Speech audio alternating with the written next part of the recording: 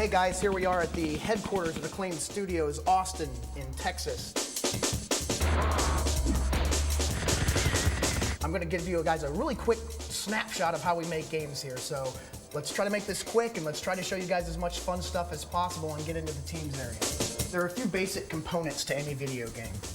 Art makes what you see in a game beautiful. Design makes what you play in a game fun. Technology makes everything possible.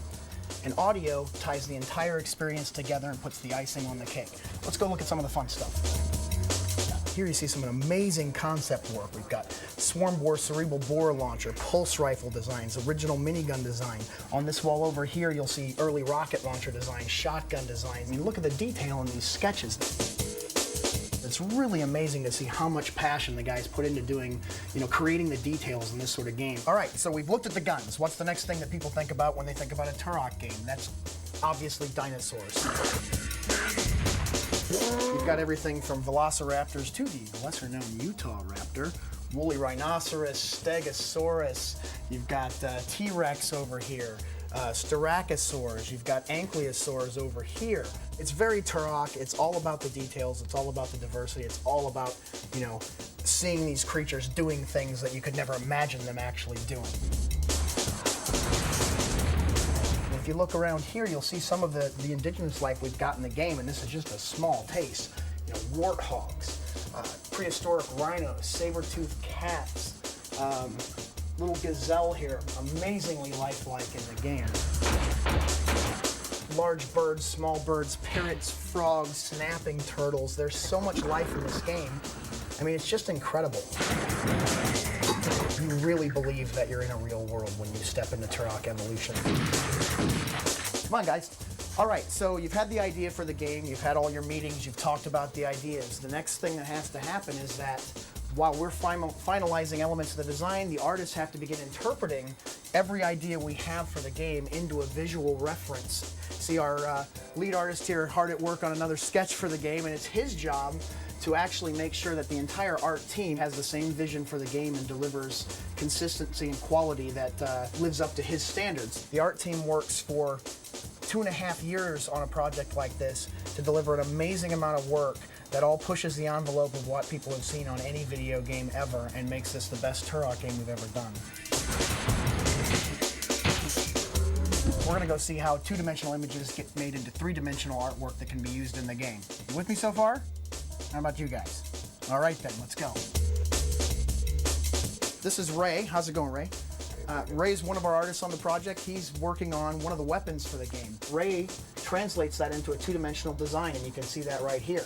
He's got notes about how the thing moves, and he's got different views of the weapon. He can translate that into 3 dimensions and produce the actual final game art. So as you can see, the final product is amazing, and when you play the game, you'll learn to appreciate the amount of thought and effort and talent that goes into creating this art.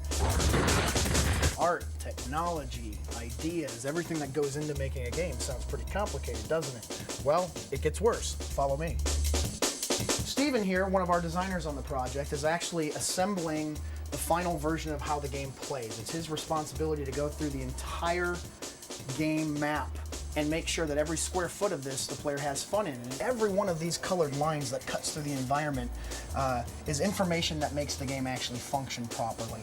It activates enemies, it activates objects in the environment, it calls special effects. He sets the pickups in here. He creates the content that you enjoy when you play these games. I mean, it's an amazingly deep process. If you think this map looks complicated, there's 66 more of them in this game. That's how big this game is, and that's how much work it is for everybody to get it to its final state. All watch commanders, briefing code 600. So the game looks great. The game plays great. What's it sound like? That's the final layer of icing on the cake. We've got to make sure that the entire experience is perfect.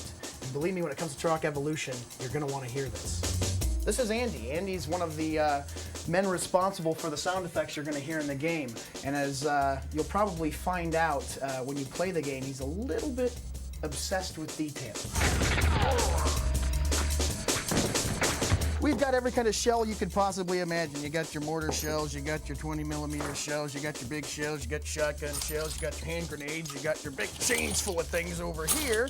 You got your little chains full of things, which are kind of cute, not quite as impressive as the other ones. And you got a whole bunch of this stuff. animals, weapons, footsteps, anything that you hear in the game, this man creates from his noggin and from a lot of props like this.